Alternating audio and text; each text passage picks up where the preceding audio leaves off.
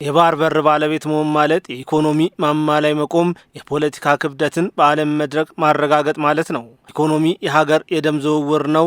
የባህር በር ደግሞ ያንን ደም የሚያስገኝ ግዙፍ የልብ ምት ነው። የባህር ወደቦች በዓለም አቀፍ ደረጃ የንግድ ልውውጥ ማዕከላት ናቸው። እጅግ ግዙፎቹ መርከቦች የሀገርን ምርት ወደ ውጭ ጭነው ሲንሳፈፉ የእድገትና የብልጽግና ስንቆችን ይዘው ይመላለሳሉ። የባህር በር ያለው ሀገር በዓለም አቀፍ የፖለቲካ ውስጥ የሚኖረው ድምፅ የገዘፈ ነው። ሌሎች ሀገራት ከእርሱ ጋር ለመስራት የንግድና የደህንነት አጋርን ለመመስረት ከፍተኛ ፍላጎት ያሳዩታል። ነገሩ በዚህም አያበቃም። የባህር በር የጂኦግራፊያዊ ጸጋ ብቻ ሳይሆን በዓለም አቀፍ የንግድና የደህንነት መስመሮች ላይ ትልቅ አሻራ የሚያሳርፍ የፖለቲካ ምሽግ ነው። እዚህም ነው ጠበቃ ወንድሙ ኢብሳ የባህር በር ማለት ሳምባ ነው ሲሉ የሚገልጹት። ባህር በርን አሰብን ያጣችበት አግባብ ተገቢ አልነበረም። ስርቆት ነው።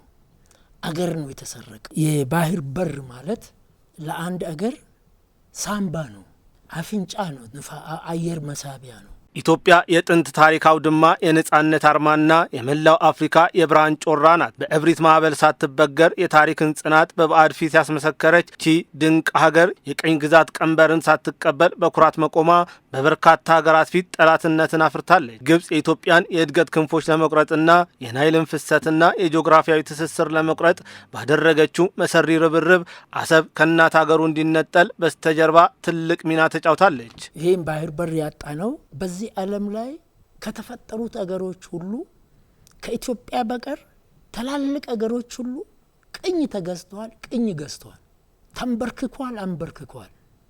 ያልተንበረከከች ያላንበረከከች ብቸኛ የፈጣሪ አምላክ እቺ ሀገር ኢትዮጵያ ናት። በአሰብ ምድር በርካታ ኢትዮጵያውያን ደማቸውን አፍሰዋል፣ አጥንታቸውን ከስክሰዋል። ይህ ምድር የደም ስንቅና የአጥንት ኪዳን የተከፈለበት ታላቅ የአደራ ስፍራ ነው።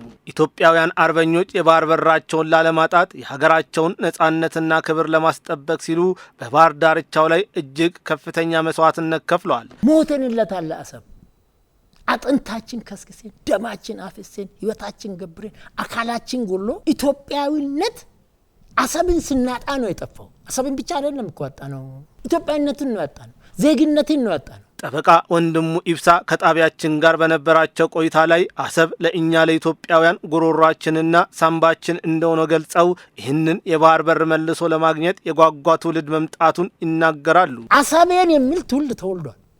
የአሰብ ጥያቄ የጠቅላይ ሚኒስትር ጥያቄ አይደለም። ጠቅላይ ሚኒስትሩ መንግስት ካቢኔ ጥያቄ አይደለም።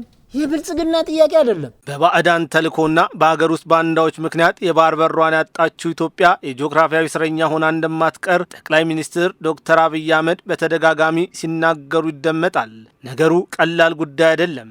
ይህ ጥያቄ እስኪመለስ ድረስ የአሰብ ጥያቄ የልብ ትርታና የነገው የብልጽግና ተስፋ ሆኖ በሕያው ትውልድ ልብ ውስጥ ይኖራል። ኢትዮጵያ የጂኦግራፊ እስረኛ ሆኗ ለዘላለም ትኖራለች ብሎ የሚያስብ ኢትዮጵያዊ ካለ እርሱ የሞተ ነው።